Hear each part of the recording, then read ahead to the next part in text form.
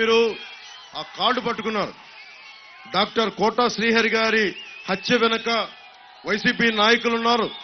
పోలీసులు ఇప్పుడు దాకా ఛార్జ్ షీట్ కూడా చేయలేదంటే నేను చెప్పింది ఇందాక లా అండ్ ఆర్డర్ సిచ్యువేషన్ ఇదే.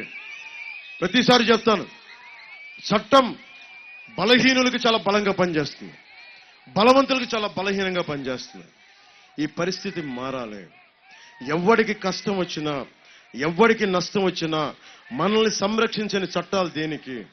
బుట్ట దాఖలు చేయడానికి కాకపోతే. అందుకని మనకి కూటమి ప్రభుత్వం, తెలుగుదేశం, జనసేన, భారతీయ జనతా పార్టీ ప్రభుత్వం కూటమి రాగానే జెండా కిందకి దించాం. కూటమి ప్రభుత్వం రాగానే నేను మీకు మాటిస్తున్నా, లా అండ్ ఆర్డర్ పరిస్థితిని చాలా బలంగా చేస్తాం. ఇలా మీరు ప్లే కార్డులు పట్టుకోవాల్సిన అవసరం లేదు. పోలీసులకి పోలీసు బాధ్యతల్లో జోక్యం చేసుకోకుండా ఉంటాం.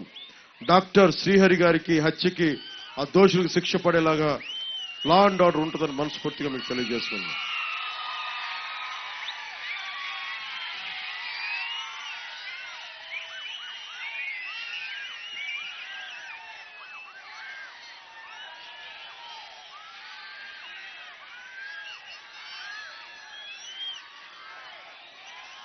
మహిళలకి, ఆడపడుచులకి ఉచిత బస్సు సౌకర్యం కల్పిస్తామని చెప్పాం.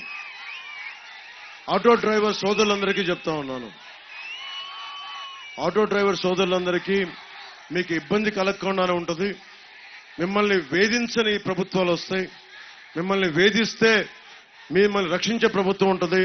మీరు కాకి చొక్కా వేసుకోకపోతే మీకు ఇవ్వడానికి వాహన మిత్రాన్ని ఇస్తున్నాడు 10,000. కానీ మీకు పెట్టిన టార్గెట్ అంటే మీరు వైలేట్ చేస్తే, ట్రాఫిక్ రూల్స్ వైలేట్ చేస్తే, మీరు కాకి చొక్కా వేసుకోకపోతే వాళ్ళకి ఇచ్చిన టార్గెట్ ఏంటంటే ట్రాఫిక్ పోలీస్కి వైఎస్ జగన్ 1,000 కోట్ల రూపాయల టార్గెట్ పెట్టాడు.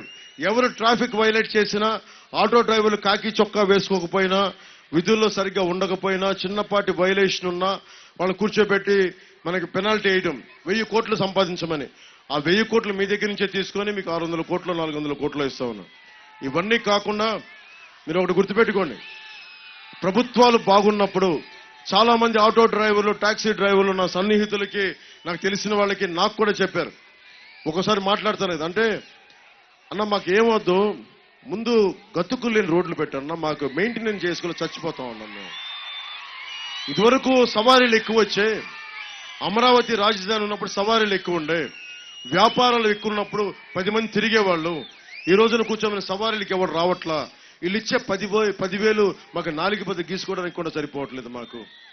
అంటే మాకు సంక్షేమ పథకాలు ఇస్తే సంతోషంగా తీసుకుంటాం, కానీ వీటన్నిటికీ మించి మాకు ఉపాధి కల్పించే అవకాశం, మాకు సవారీలు ఇచ్చే అవకాశం చూడండి అంటే నేను ఆటో సోదరులకు ఒకటే చెప్తాను, మీకు భవిష్యత్తు బాగుండేలాగా, మిమ్మల్ని వేధించని, మీకు ఆర్టీఏ, మీకు ముఖ్యంగా రోడ్ ట్రాన్స్పోర్ట్ రవాణా సంస్థ నుంచి మీకు వేధింపులు తగ్గేలాగా, ఒకవేళ వేధింపులుంటే మీ గోడు వినేలాంటి ప్రభుత్వం వస్తుందని మీకు మనస్ఫూర్తిగా